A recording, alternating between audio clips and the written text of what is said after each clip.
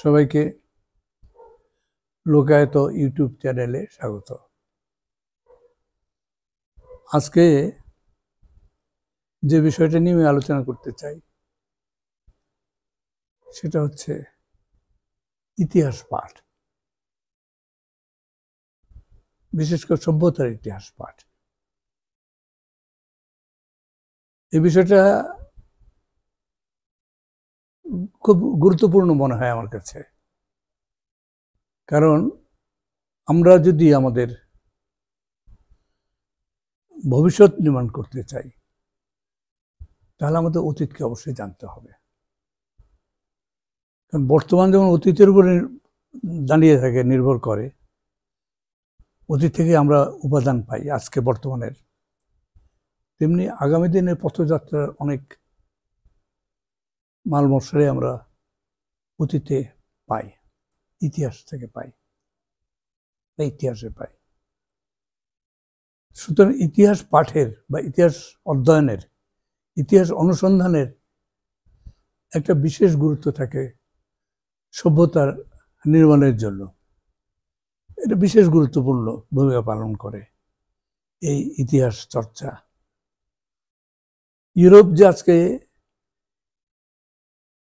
এত উন্নত হয়েছে, যদি একসময় হারিয়ে যাওয়া গ্রিক জ্ঞান চর্চা, রোমান জ্ঞান চর্চা এবং তার রাষ্ট্রবিজ্ঞান, রাষ্ট্রতত্ত্ব, এগুলো যদি চর্চা, পুনরাবিষ্কার এবং চর্চা না হতো, তাহলে আজকের ইউরোপ জন্ম নিতে পারতো না। অন্ধকারেই পড়ে থাকতো, অন্ধকারে ইউরোপে থাকতো। ধর্মের অন্ধকারে ইউরোপ একসময় তলিয়ে গেছিল, সেই ধর্মের অন্ধকারে আজও তলিয়ে থাকতো। আর ইউরোপ তলিয়ে যাওয়া মানে, তলিয়ে থাকা মানে আমরাও তো ইউরোপের পথ অনুসরণ করি, তো আমরা আজকে এখানে এসেছি। আজকের যুগের যে অগ্রগমন, এটা তো ইউরোপের পথ অনুসরণ, পদাঙ্ক অনুসরণ করে, বা ইউরোপের তাড়নায় বলা যায়। ইউরোপ তার স্বার্থে, তার প্রয়োজনে পৃথিবীকে এগিয়ে দিয়েছে। তো এদিক থেকে ইতিহাস পাঠের একটা আলাদা গুরুত্ব আছে। তো আমি নিজে ইতিহাস পাঠের গুরুত্বটা সবসময় অনুভব করি, সবসময় করেছি। বিশেষ করে আমাদের দেশে যে সমস্যাগুলো আছে, এগুলোর সমাধানের পথ খুঁজতে গিয়ে আমি ইতিহাস চর্চার প্রয়োজনটা খুব বেশি অনুভব করি। মানুষের ইতিহাস যেমন, তেমন আমার দেশের ইতিহাসও। সামগ্রিকভাবে আমি ইতিহাস বুঝতে চেয়েছি সবসময়। যখন আমি রাজনীতি করেছি, ছাত্র রাজনীতি করেছি, পরবর্তী সময় কৃষক রাজনীতি করেছি, কৃষক আন্দোলন করেছি, সেই সময় খুব ব্যস্ত সময় বাদ দিলে একটা উল্লেখযোগ্য সময় আমি ইতিহাস পাঠ করেছি, ইতিহাস চর্চা করার চেষ্টা করছি। অনুসন্ধানী দৃষ্টি থেকে আমি ইতিহাস পড়ার চেষ্টা করেছি সবসময়। এবং আমি তো এই ভারতবর্ষের ইতিহাস বুঝতে গিয়ে, ভারতবর্ষের ইতিহাসের সমস্যা বুঝতে গিয়ে একসময় ঋগ্বেদ পড়ার সিদ্ধান্ত নিই। এ বিষয়ে আমি আমার বিভিন্ন আলোচনায় উল্লেখ করেছি, লেখাও আছে, আমার আলোচনাতেও বলেছি, ভিডিওতেও বলেছি। 1989 সালে আমি ঋগ্বেদ পাঠে প্রণালীবদ্ধভাবে পাঠে মনোযোগ দিই, মনোনিবেশ করি। তার আগে পর্যন্ত ঋগ্বেদ সম্পর্কে আমার ধারণা ছিল হালকা, সামান্য কিছু মন্ত্রের খুচরা অংশ বা খুচরা মন্ত্র এখানে সেখানে কখনো কখনো পড়েছিলাম, কিন্তু সেটা দিয়ে ওইভাবে কিছু সিদ্ধান্ত নেওয়া খুব কঠিন ছিল আমার পক্ষে। আমি যেটা পণ্ডিতদের বক্তব্য সাধারণ ছিল সেটাই সঠিক মনে করতাম, যে ঋগ্বেদ হলো বহিরাগত আর্যদের রচনা। এটি আমার কাছে ইউনিভার্সাল ট্রুথ ছিল, স্বতঃসিদ্ধ। এর বাইরে কোনো সত্য আছে এটা আমি জানতাম না। 76-77 সালে ডিডি কোসাম্বির and introduction to the study of Indian society, এটা আমি পড়লাম। সেখানে তিনি যেটা বললেন সেটা হচ্ছে যে মানে হ্যাঁ, এটা যাযাবরদের রচনা এই অর্থে যেটা সিন্ধু সভ্যতার উপরে যখন বহিরাগত আর্যরা আক্রমণ করে, সেই সময় তারা সিন্ধু সভ্যতার পণ্ডিতদের একাংশকে বন্দি করে তাদের নিজেদের ভাষায়, অর্থাৎ বৈদেশিক বহিরাগত হানাদার আর্যদের ভাষায়, পশুপালক আর্যদের ভাষায় সিন্ধু সভ্যতার পণ্ডিতদেরকে দিয়ে ঋগ্বেদের মন্ত্র রচনা করায় তাদের নির্দেশ অনুযায়ী। এটা একটা মানে কি বলবো, খুবই অবাস্তব একটা যুক্তি। সেটা তো ঋগ্বেদ পড়তে গিয়ে আমি বুঝেছিলাম, কিন্তু তার আগে পর্যন্ত আমার মনে হলো যে হতো ৭৬ থেকে আর কি, যে হতে পারে এটা একটা ব্যাখ্যা হতে পারে ঋগ্বেদের। তো অর্থাৎ এটা এক ধরনের গোচাবিল। কিন্তু ৯০ সালে যখন আমি প্রণালীবদ্ধভাবে ঋগ্বেদ ৮৯-৯০-তে যখন শুরু করলাম প্রণালীবদ্ধভাবে সিস্টেমেটিক্যালি ঋগ্বেদ পড়তে যখন শুরু করলাম, তখন দেখলাম যে এইটা একেবারে ভুয়া একটা চিন্তা, একেবারে ভুয়া তত্ত্ব, মানে এর কোনো ভিত্তি নেই। আর একটা হচ্ছে যে তার চেয়েও বড় ভুয়া বা ভিত্তিহীন হলো আর্যরা বহিরাগত। আমি একেবারে কয়েকটা মন্ত্র পড়ে আমার কাছে প্রথমে মানে ব্যাখ্যাটাকে সঠিক মনে হচ্ছিল, কয়েকটা মন্ত্র ওই কোসাম্বি, কিন্তু কিছু মন্ত্র পড়ার পরে মনে হলো যে এটা তো ফরমাইশি তো নয়ই ঋগ্বেদ, এবং এটা বহিরাগতদের কোনো সম্পর্ক নেই এটার সঙ্গে। এটা সিন্ধু সভ্যতার সমাজ থেকে নিচ থেকে উঠে আসা একটা গণ আন্দোলনের ধর্মীয় আন্দোলন। ধর্মীয় আন্দোলন তো গণ আন্দোলন শুরুতে, এটা এক ধরনের ওই ধর্মীয় আন্দোলনের ধর্মীয় সামাজিক গণ আন্দোলন যদি বলা যায়, তার ফসল হচ্ছে। তার জন্য তার ওই আন্দোলনের সঙ্গে সঙ্গতি রেখে বা আন্দোলনের প্রয়োজনে যেসব মন্ত্র রচনা করা হয় তার সংকলন হচ্ছে ঋগ্বেদ। এটা আমার কাছে মনে হলো। এটার ভিত্তিতে আমি বইও লিখলাম, ভারতের ইতিহাসের সূত্র সন্ধান, ৯০ সালে লিখেছিলাম। তো এইটা নিয়ে তখন অগ্রসর হয়েছিলাম, তখন কোনো সাড়া পাইনি, সেভাবে পাইনি বলাই উচিত হবে। বাংলাদেশে তবু হয়তো একটু পেয়েছিলাম, বিশেষ করে শামসুল আলম চঞ্চল, আমার ছোট ভাই, ইঞ্জিনিয়ার, মেকানিক্যাল ইঞ্জিনিয়ার, সে আবার সেটা তো পাওয়ার প্ল্যান্টেও সে দীর্ঘদিন ধরে কাজ করছে। যাই হোক, সে আমার সঙ্গে একমত হলো। তার আবার সিন্ধু সভ্যতার উপরে ভালোই পড়াশোনা ছিল, প্রচুর পড়াশোনা ছিল, তো সে একমত হলো আমার সঙ্গে। কিন্তু এরপরে হচ্ছে যে পণ্ডিত মহলে মানে আমি তো কিছু মুভ করলাম, পশ্চিমবঙ্গ গেলাম, কেউ কোথাও কোনো পাত্তা দিল না। তারপরে চঞ্চল এটা কয়েকজন পণ্ডিতের কাছে ইংরেজিতে এটা আমার সঙ্গে আলোচনা করে সংক্ষেপে একটা লিখলেন, থিসিসের মতো থিসিস পাঠালো কয়েকটা জায়গায়। ডক্টর রফিকুল উচ্ছ্বসিতভাবে প্রশংসা করলেন এবং প্রকাশ করতে বললেন। এরপরে তো আমরা ইংরেজিতে দি এরিয়ানস অ্যান্ড ইন্ডিয়ান সিভিলাইজেশন লিখলাম, পাবলিশ করলাম 1995 সালে।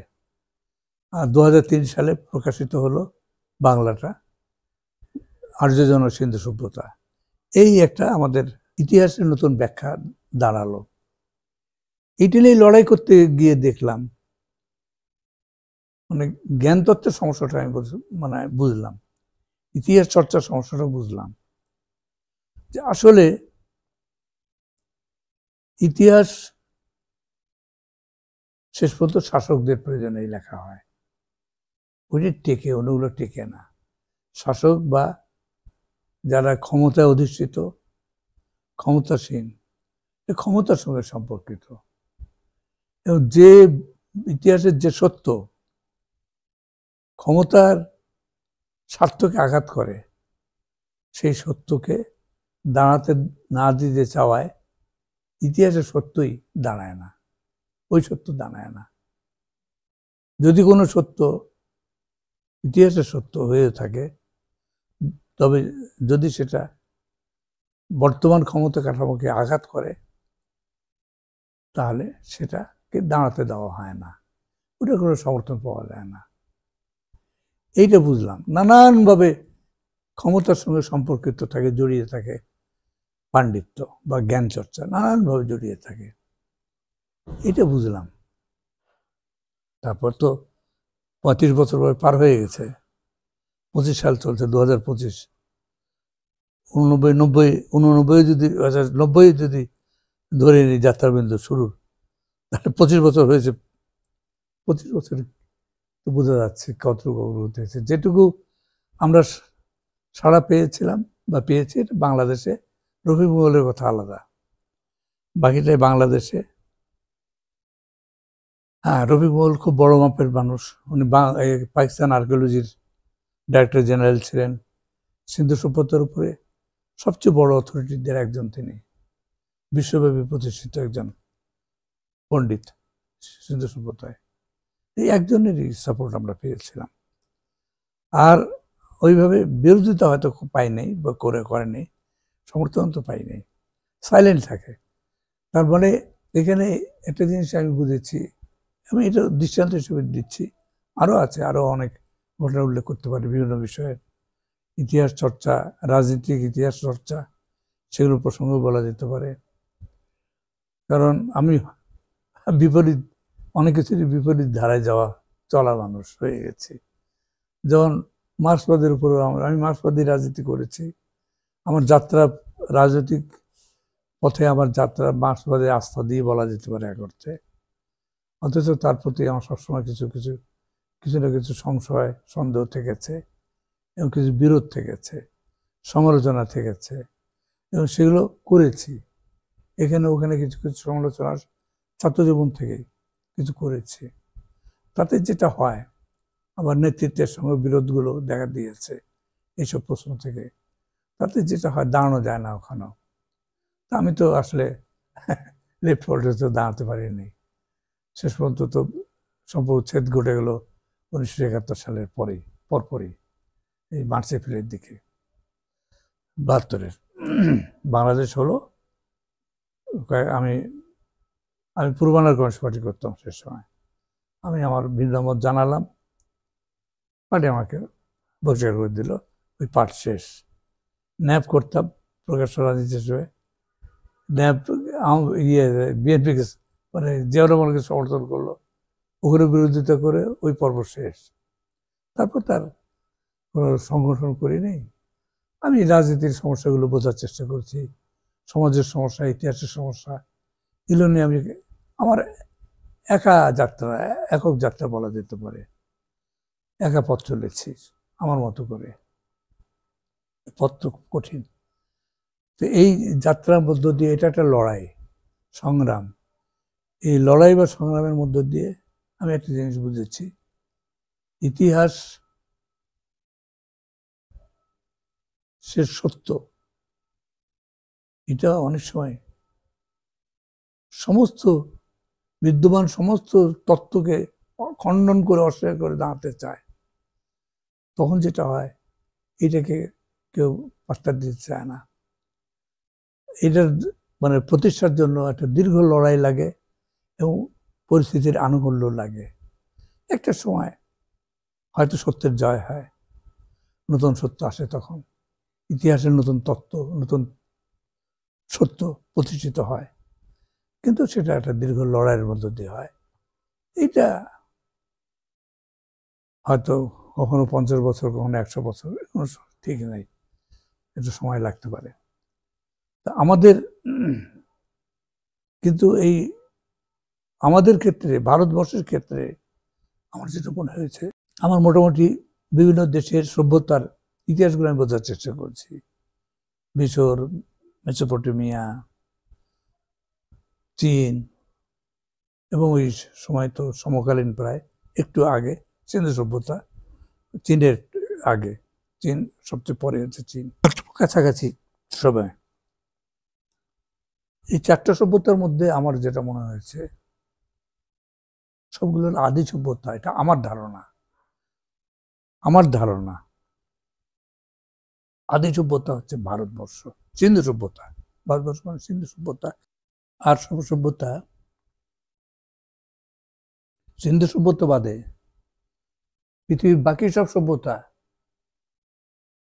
যুদ্ধের উপরে, হিংসার উপর প্রতিষ্ঠিত এবং ভয়ঙ্কর হিংস্রতা। বিশেষ করে মেসোপটেমিয়া, ওই অঞ্চলের সভ্যতাগুলোর যে বিবরণ পড়েছি, ভয়াবহ,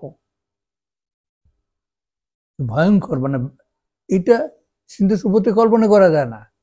ওই যে সভ্যতা একটা নগর প্রতিপক্ষ পরাজিত হতো, বসতি ধ্বংস করে দেওয়া হতো, মানুষ পাইকারি ভাবে মানুষকে হত্যা করা হতো, বন্দি করা হতো, দাস করে দেওয়া হতো, সাধারণত ধ্বংসই করে ফেলা হতো, বসতি চিহ্ন রাখা হতো না। এটা নগর বিলুপ্ত হয়ে যেত পরাজয়ের সঙ্গে।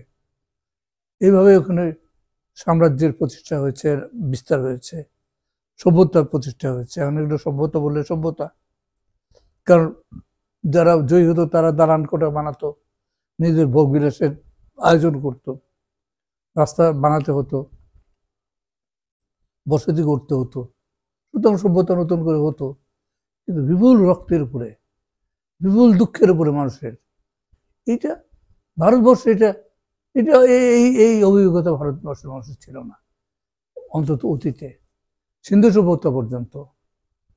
এবং এই সভ্যতা আমার নিজের ধারণা, এটা আমি ওইভাবে ঐতিহাসিক না, কিন্তু আমার ধারণা এর রুট অনেক আগে, সব সভ্যতার অনেক আগে।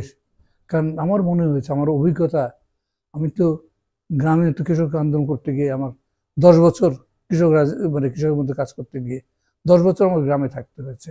সাধারণ মানুষের মধ্যে আমি থেকেছি, সাধারণ মানুষ নিয়ে আমি কাজকর্ম করেছি 10 বছর, একবারে না, 3 বারে। 1966 থেকে 72, এটা একটা টাইম ফ্রেম, একটা সময়। তারপরে হচ্ছে 1966 থেকে 1972, এটা হচ্ছে প্রথমবার। 1966 থেকে 1972-এর ওই বাংলাদেশ হলো, তার কয়েক মাস পরে তো আমি পার্টি থেকে সরে গেলাম বা আমাকে বের করে দেওয়া হলো। তাহলে কি হলো, ওখানে হচ্ছে 6 বছর। আর এদিকে হচ্ছে 1986 সাল থেকে 1969 সাল, তাহলে 1986, 87, 88, 69, ওই 3 বছর, 3.5 বছর বা 4 বছরের মতো সময়। আবার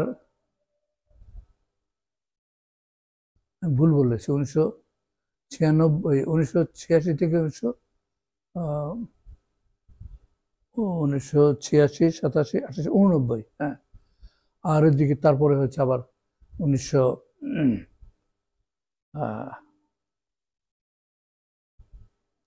2003-04, এই সময়টাতে আবার বছরখানেক। এই হলো গ্রামের, মোটামুটি গ্রামে 10 বছর জীবন আমার কেটেছে কমপক্ষে।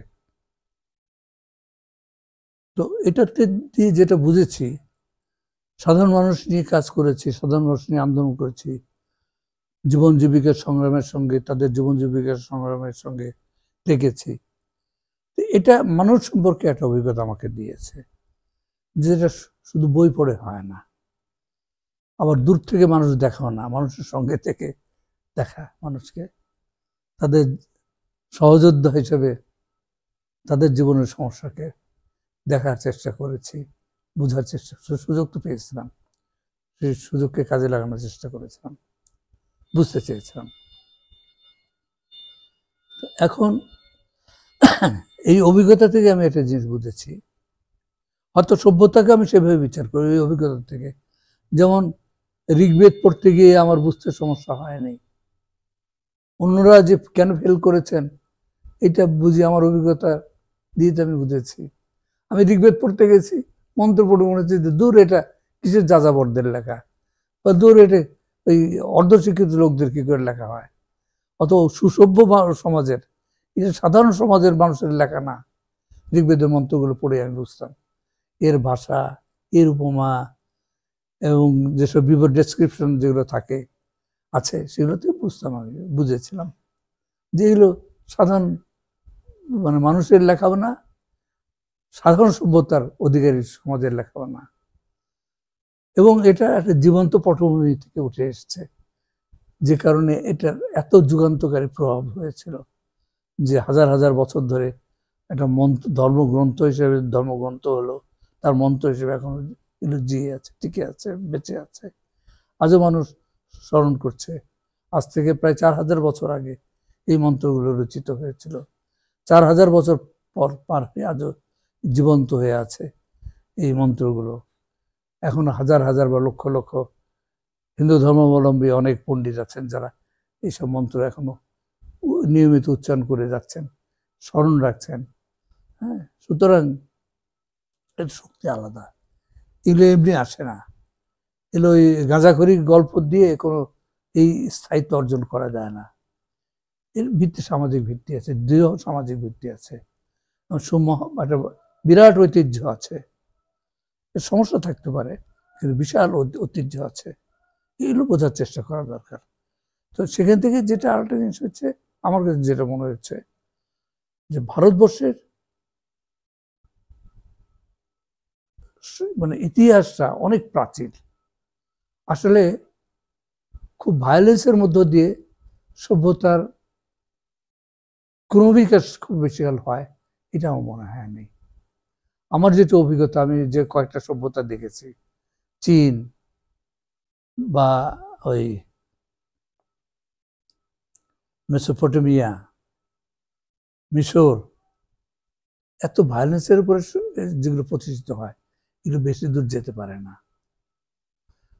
চীন টিকে আছে, ঠিক এখানে আমার আমার কেন যেন মনে হয় যে পরবর্তীকালেও চীনের উপর প্রভাব দেখা যাচ্ছে ভারতের। সেটা শুধু বৌদ্ধ ধর্ম না, বৌদ্ধ ধর্মের সন্ধান তো তারা এখান থেকে যেমন গেছে তেমনি ওরাও তো এসেছিল। হিউয়েন সান, ফাহিয়েন, এরা তো এসেছিলেন। তো কেন? অর্থাৎ ভারতবর্ষের প্রভাব আগে থেকে ছিল, ধর্ম গেছে, সংস্কৃতি গেছে, এবং তার আগে সভ্যতারও, সিদ্ধ সভ্যতার হয়তো প্রেরণা কাজ করেছে ইয়ের উপরে, ইয়ে মানে নতুন সভ্যতা জন্মের। কারণ এই বিচ্ছিন্নভাবে বিভিন্ন জায়গা থেকে সভ্যতা গড়ে ওঠে এটা আমার কাছে মনে হয় না। সভ্যতা অত সহজ না। মানুষের ইতিহাসের যাত্রাপথ বুঝতে চেষ্টা করেছি তো আমি, তাতে আমার একটা জিনিস মনে হচ্ছে, সভ্যতা অত সহজে নির্মাণ করা যায় না। খালি মাটি থাকলেই হয় না, খালি পানি থাকলেই হয় না, খালি মানুষ থাকলেই হয় না। আসলে টেকনোলজিক্যাল ধারণা আয়ত্ত করতে হয়, ওই সমাজ সংস্থা অর্জন করতে হয়। এগুলো মানুষের দীর্ঘ লড়াইয়ের মধ্য দিয়ে, সংগ্রামের মধ্য দিয়ে এগুলো গড়ে ওঠে, এবং এটা একটা রিলে রেসের মতো মানুষের যাত্রা, সভ্যতার পথে যাত্রা। একটা পর্যায়ে পর্যন্ত একটা সমাজ এগোয়, ওই সমাজ ওখানে থেমে যায় হয়তো, তারপর ওখান থেকে আবার নতুন আরেকটা পর্যায়ে সমাজ এগিয়ে যায়। কিন্তু একটা সমাজকে মানে নতুন পর্যায়ে, আরো নতুন পর্যায়ে নিতে গিয়ে যেটা বাধা হয়, পুরাতন ব্যবস্থা বাধা হয়ে যায় কিন্তু এক সময়। তো ভায়োলেন্সের উপর প্রতিষ্ঠিত যেসব সভ্যতা, তারা কিন্তু ভায়োলেন্ট ওয়েতেই সভ্যতার অগ্রগমনকে থামিয়ে দেয়, ভায়োলেন্ট। আমি একটা উদাহরণ দিই।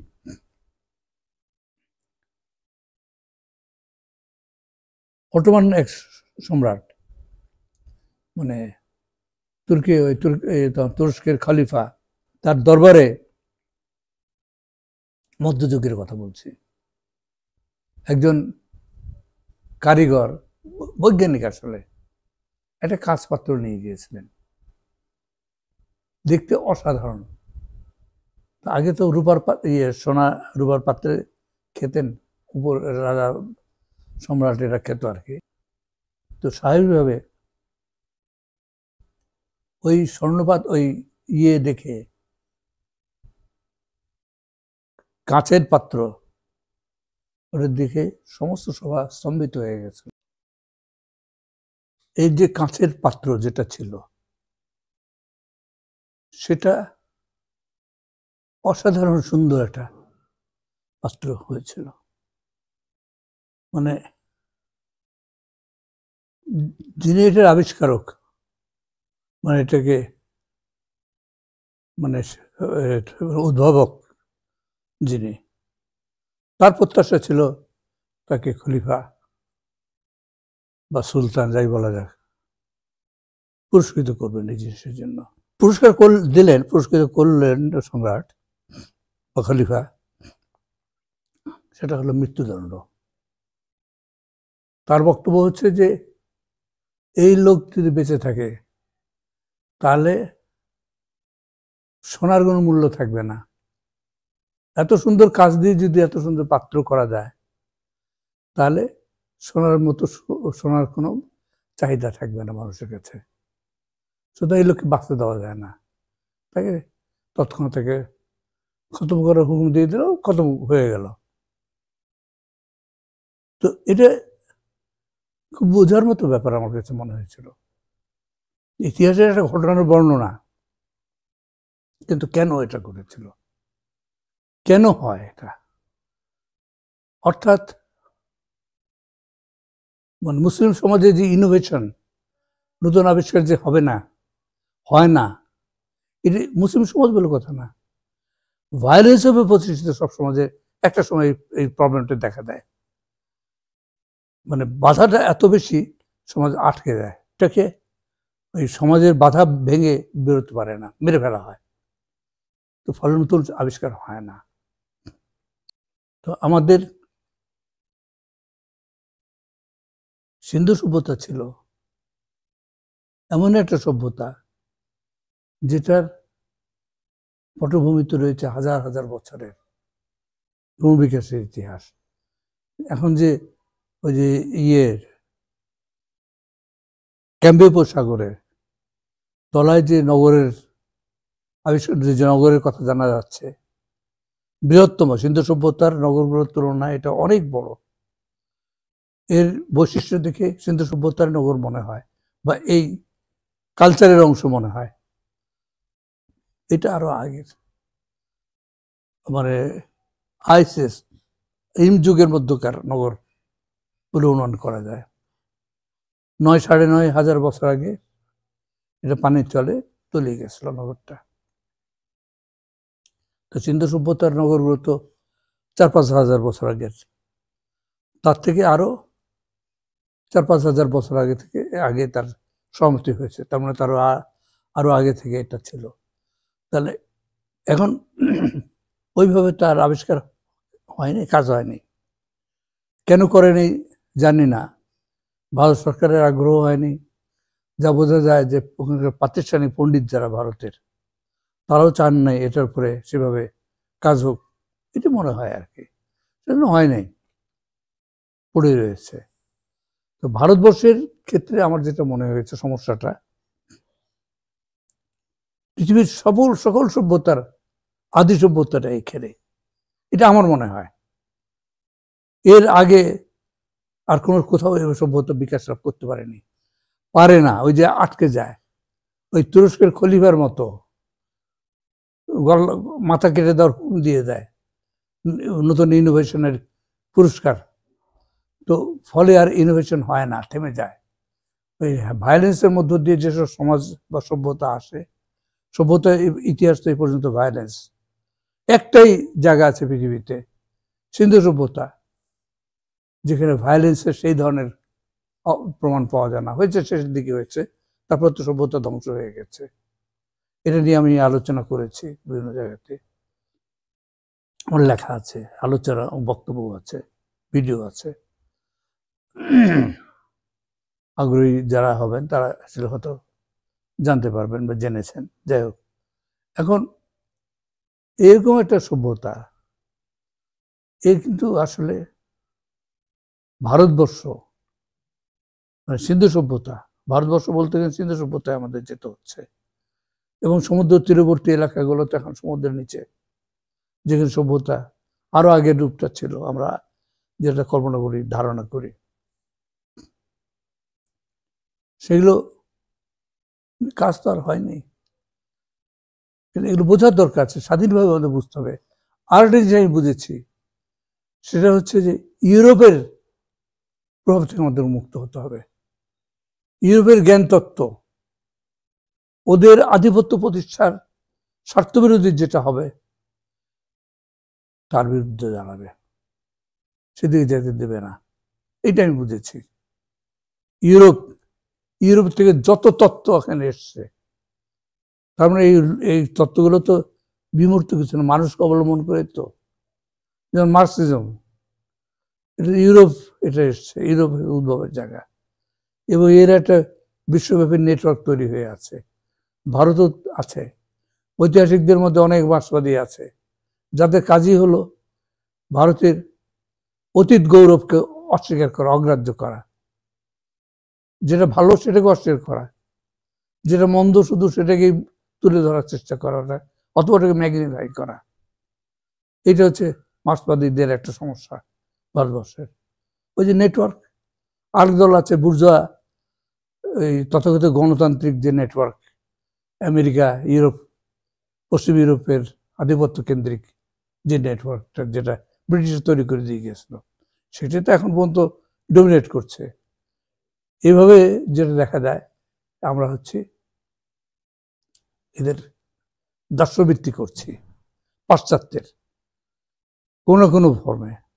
আরেক দল হচ্ছে অন্ধ পশ্চাৎপদ মানুষ, সেই এরা পড়ে আছে সেই ব্রাহ্মণবাদী যুগে পড়ে আছে। আর মুসলমানরা তো জ্ঞান চর্চার মধ্যে নাই। মুসলমানদের মধ্যে তো জ্ঞানের সবই তো ওই ১,৫০০ বছর আগে, ১৪০০ বছর আগে হাদিস কোরআনে যা আছে এর মধ্যে সব রয়ে গেছে, বাইরে তো তারা যাবে না। জ্ঞান চর্চার তো ধারে কাছে তারা নাই। তো এখন তাহলে আর হবেটা কি করে? আর এই সাবকন্টিনেন্ট, একদিকে ইসলাম আর একদিকে হিন্দু ধর্ম, এই দুই ধর্ম জগদ্দল পাথরের মতো এখানে চেপে আছে জ্ঞান চর্চার পথে। তো এইখানে কাজটাই যেন খুবই কঠিন, বিশাল বিপ্লবের ব্যাপার। এই বিষয়টা আগে বুঝতে হবে। আমরা এটি আমার ধারণা বুঝতে পারি না। আমাদের নতুনভাবে চিন্তা করতে সাহস করতে হবে। চিন্তার সাহসের অভাবটা আমি খুব লক্ষ্য করি। আমাকে যেটা পীড়া দেয় সেটা হচ্ছে যে চিন্তার যে বন্ধাত্ব, এটা আমরা স্বাধীনভাবে ভাবতে পারি না। এটা কি করে হয়? যাই হোক, এই বিষয়গুলো নিয়ে আজকে একটু আলোচনা করলাম, আরো আলোচনা করার ইচ্ছা আছে, আরো আলোচনা প্রয়োজন আছে। আজ এ পর্যন্ত রাখি।